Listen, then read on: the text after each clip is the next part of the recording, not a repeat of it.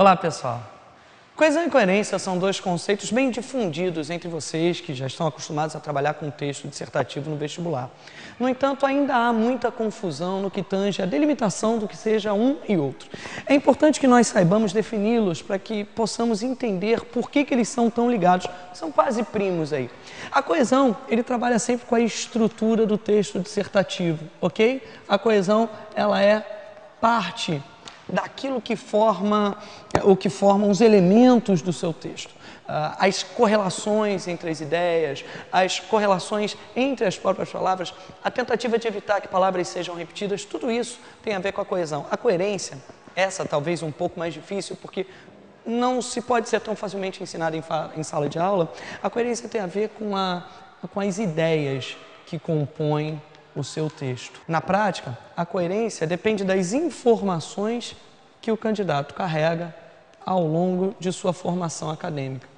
Dessa forma, saber trabalhar com a coerência é fundamental para que todo o seu texto seja bem estabelecido. Como é que eu faço isso? Bom, a partir de muita leitura de jornal, revista, dos próprios sites informativos.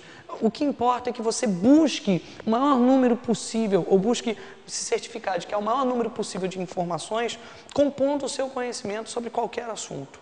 E aí, obviamente, que vem à nossa mente os assuntos mais em moda, os assuntos mais discutidos. Toda hora os meus alunos me perguntam sobre se a Copa vai cair como parte de tema de redação. Eu não sei, eu não posso prever.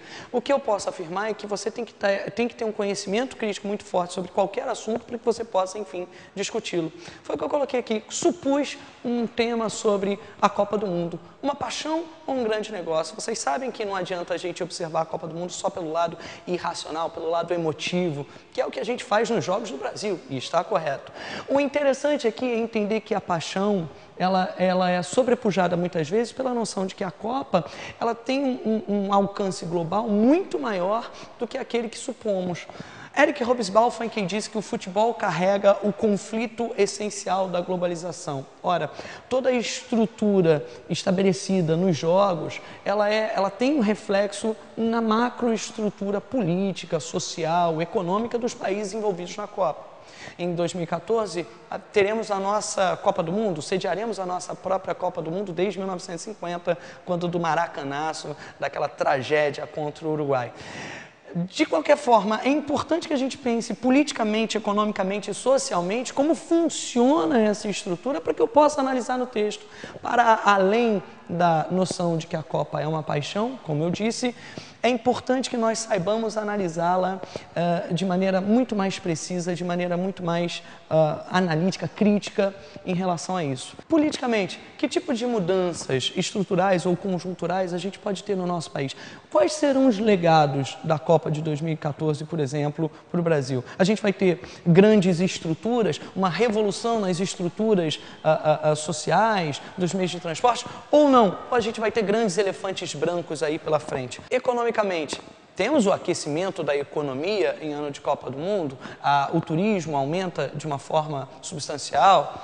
Agora, e as fiscalizações dos projetos? Como é que andam os processos de licitação, por exemplo, para a construção dos estádios? A gente tem, de fato, capacidade de criar um processo de fiscalização eficiente e cobrar para que isso não saia inutilmente do dinheiro público, da verba pública, como aconteceu no Pan-Americano, por exemplo?